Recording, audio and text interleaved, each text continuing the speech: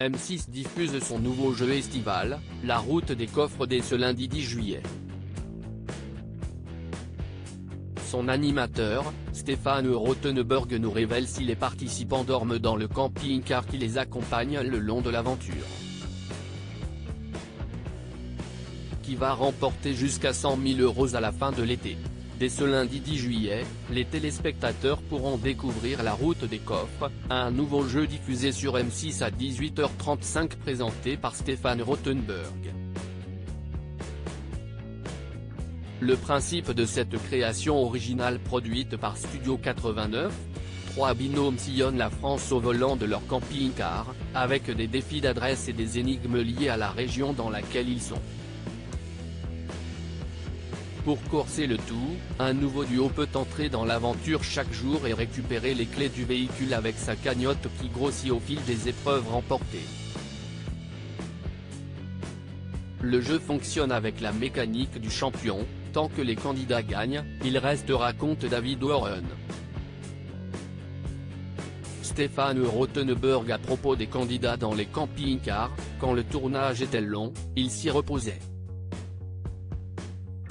Les camping-cars sont des éléments incontournables du jeu estival de M6. Le premier défi lors duquel les participants doivent répondre à des questions posées par Stéphane Rothenberg via un écran se déroule dans leur véhicule. Mais s'ils peuvent y passer plusieurs heures dans la journée, les binômes dorment à l'hôtel tout comme les équipes de production. Quand le tournage était long, les candidats s'y reposaient mais ils ne dormaient pas dedans, explique le présentateur de Snackmasters lors de la conférence de rédaction. Des moments qui ne sont pas racontés toujours selon l'animateur. À noter également, qu'à certains moments, les participants se filmeront en selfie pour montrer l'intérieur de leur camping-car qu'ils ont pu customiser à leur façon. Stéphane Rothenberg, l'animateur de La Route des Coffres, a acheté son camping-car. L'aspect itinérant du jeu déjà présent dans Pékin Express a immédiatement séduit Stéphane Rothenberg.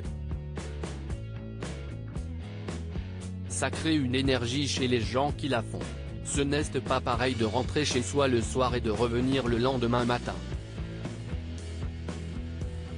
Il y avait un esprit de troupe qui infuse chez les candidats, révèle celui qui va incarner la photo parfaite à l'occasion d'une interview. À cette occasion, il a révélé avoir fait l'acquisition d'un camping-car il y a 2 ans.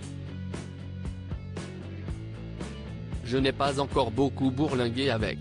Je m'en suis servi de loge quand j'ouvre un restaurant. Au bistrot Top Chef, par exemple, quand il y a eu des mois de travaux, qu'on restait des heures entières.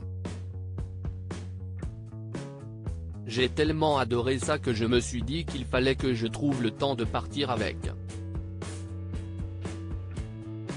Fort à parier que le jeu d'aventure lui a donné des idées de régions à visiter.